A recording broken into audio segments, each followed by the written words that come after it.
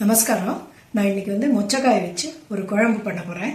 இது குழம்பாகவும் வச்சுக்கலாம், இல்லை சாகுவா கூட்டாகவும் வச்சுக்கலாம். நீங்கள் அது என்னென்ன சாமான் வேணுங்கிறது காமிக்கிறேன், வாங்க பார்க்கலாம். கர்நாடகாவில் இதை இத்தின் பேலை சாருன்னு சொல்லுவேன். இது இந்த மொச்சக்காயை பச்சை மொச்சக்காயை தண்ணியில் ஒரு 3 ஹவர் 4 ஹவர் உரிச்சிட்டு போட்டு வைக்கணும். அதுக்கப்புறம் இப்படி கையில் எடுத்து குதிக்கணும்னா அந்த மேல் தோலெல்லாம் வந்துடும், வெள்ளையாக அப்படியே இருக்கும். அதை வச்சு இது பண்ணுவேன். அதுக்கு இது வச்சுட்டுருக்கேன். ஒரு 1/2 kg இருக்கும் இது.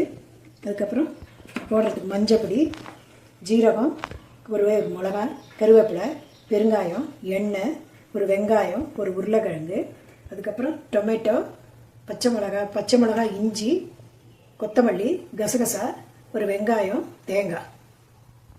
இத்தின் பேலை சாருக்கு மசாலா அரைக்க போகிறோம். அதுக்கு சாமான்லாம் வறுக்கிறதுக்கு பாண்டிலி போட்டு எண்ணெய் குத்திருக்கேன். ஒன்றா போட்டு வறுத்துக்கலாம்.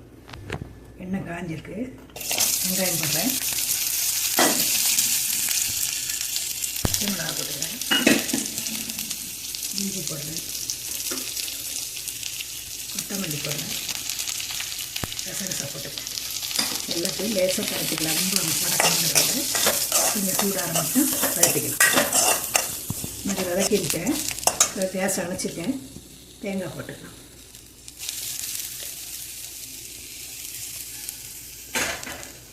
சூட்லேயே இதை கொஞ்சம் பரட்டிக்கலாம்.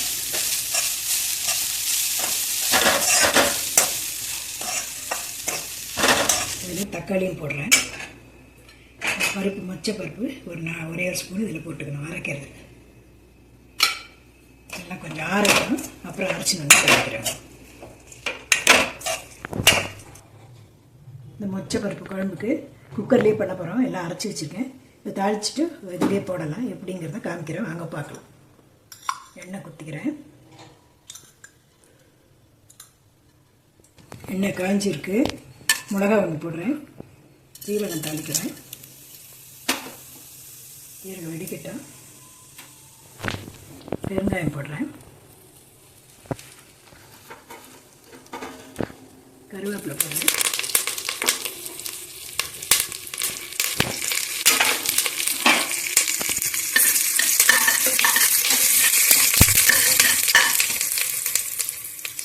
இந்த அரைச்ச மசாலாவை அதில் போட்டுறேன்.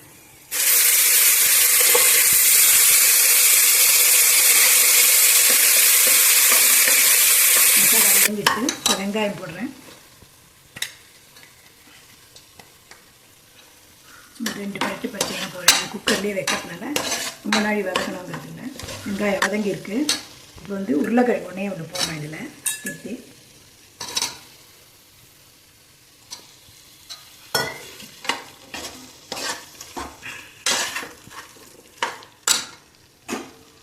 மஞ்சள் பொடி போடுறேன்.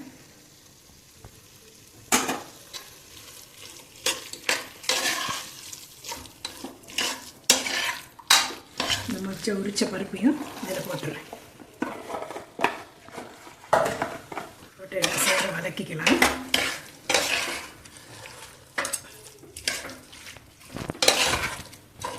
அதுக்கு உப்பு தேவையான அளவு உப்பெல்லாம் போட்டுறேன். இதுலேயே மிக்ஸி அளவின ஜலமெல்லாம் வச்சுட்டுருக்கேன். இது குத்திட்டுலாம் வேகிறதுக்கு எவ்வளோ ஜலம் இருக்குதுன்னு பார்த்துக்கோங்க. பார்த்துட்டு குக்கரை மூடி விசில், ஒரே ஒரு விசில் ஆஃப் பண்ணிக்கலாம். இது சரியாக இருக்கும். உங்கள் பாருங்க, இந்த மாதிரி இருக்குது. வேகத்துக்கு போடுறது இப்படி குக்கரை. இத்தின் பேலை சார் ஆயிடுத்து. குக்கர்லேயே வச்சேன், ஒரே விசில். இது பாருங்கள், நல்லா ஆயிடுத்து.